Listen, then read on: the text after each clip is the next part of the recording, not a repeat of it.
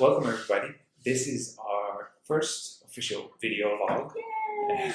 And if you're watching this, you've already navigated through the blog and you know that we're going to talk about our experiences of the North Face 100 kilometer that we recently ran. And this year was special because both Susie and I ran it. And as we were chatting about it afterwards, we noticed that we had completely different experiences, and so that's nice to unpack that a little bit. So I'm going to ask Susie a couple of questions, and it's just going to be a natural conversation, and I'll share what my experiences were in the race as well. So without further ado, here we go. Yay! Let's get started. So Susie, 26th of January. You got up at 3 a.m., prepared yourself, put on your vest, your jacket with a camel bag, and you headed out to the start because you were going to do a 100-kilometer race. Tell us a little bit about how that went. Well, I think to say how it went, we have to kind of backtrack a little bit because I was actually inspired by Erik. And last year he ran 100 kilometers, and I would never, ever had imagined myself running 100 kilometers. Basically, between the two of us, he's a runner and I'm not. So I was really inspired by Erik to think, well, he can do it, but why would I not be able to do it? I'm sure I can do it as well. So that was last year. I did a 50K 2 years ago. So it was a big loop for me. So in the preparation, Erik had provided me with a training plan, which was fantastic. I've done all the work and I came through it with hardly any injuries. So I felt strong, I felt prepared. I've done lots to prepare my mind. So rocking up that morning, I felt confident and scared for sure, and cold. It was cold in Kauai.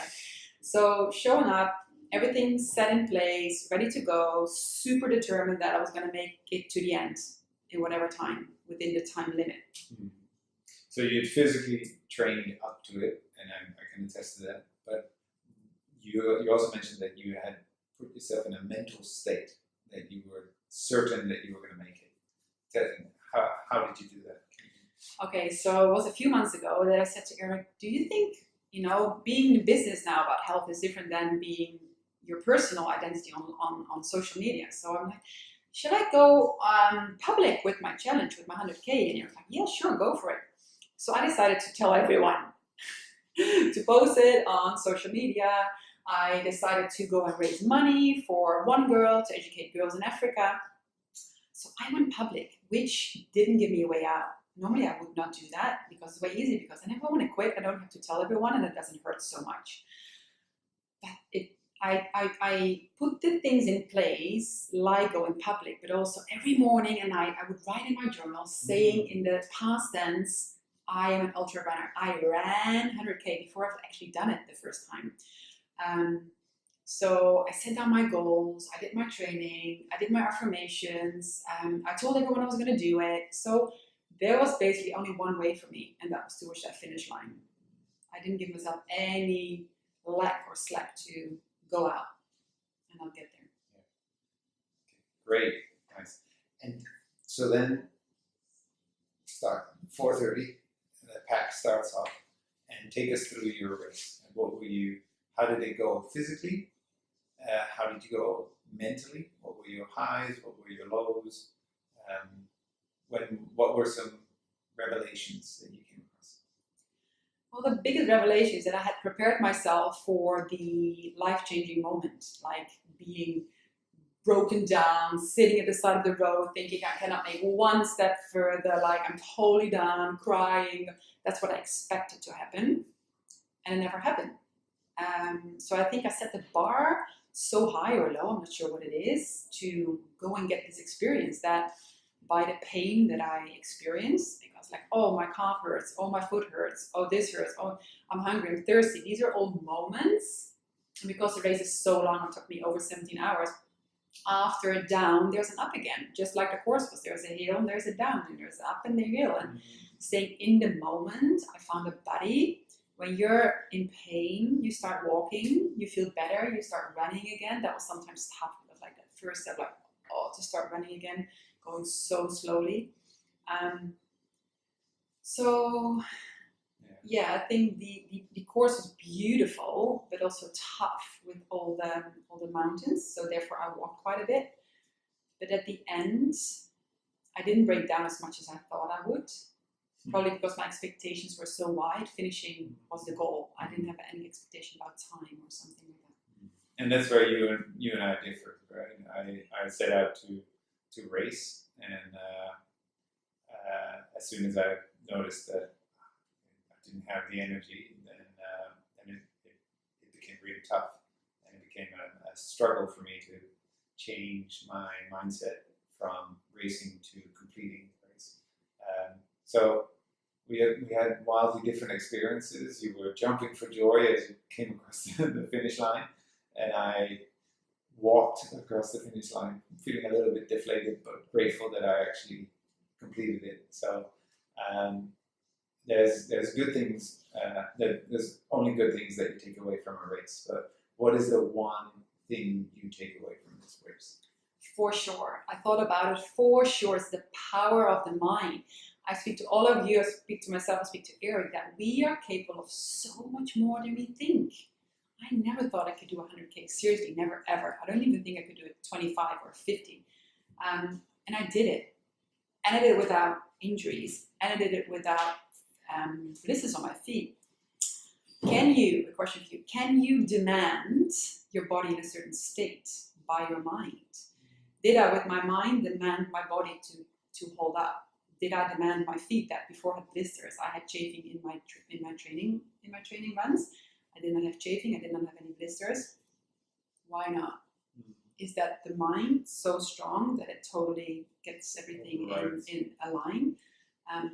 So my biggest takeaway is the mind is hugely responsible for our success. And therefore, if you not only train your body, but also train your mind, you will see that you're capable of way more than you think you're capable of. Could be in a physical aspect, could be business, could be life, could be relationships, money, anything. That's my takeaway.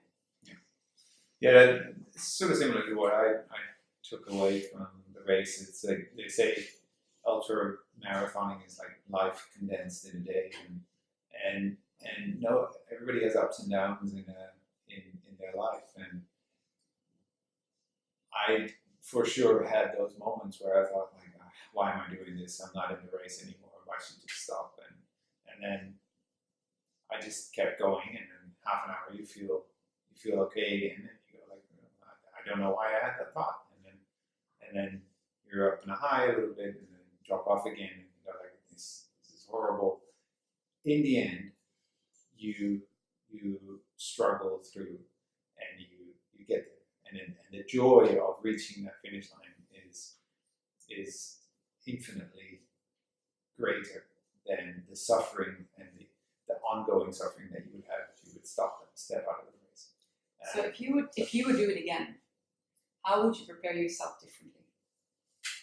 Actually, I thought I physically I followed the training plan really well, and I think I was ready. But what I think what I underestimated was the pace and the technical parts in that first section. I was smiling because I wrote on my training plan. I wrote that the race only starts after 50K. So because I had willed my mind to be a competitor in this race, I forgot about all of the other elements influencing a race. The course was a lot more unforgiving this year. It was hotter, and I went out with the fastest runners in Thailand, and that wasn't that proved not to be very very smart, and I paid the price for it. But like I said earlier, the learning from it is infinitely more than just than that feeling. That feeling is already subsided. I'm already looking at the next race. So it's all experience that I bag. And I'm looking forward to the next one. Yay! I hope you enjoyed this. It's a little bit of a sharing of the experience that we had. Obviously, in a 100K race, we have way more thoughts and feelings. So you might hear more come back to it from us, but that's it for now. Thank you for listening. And I hope you get something out of this, that even though you haven't necessarily done the experience, that you still get the takeaways that we got from it, and we hope it helps you in your life. Thanks for watching. Thanks for watching.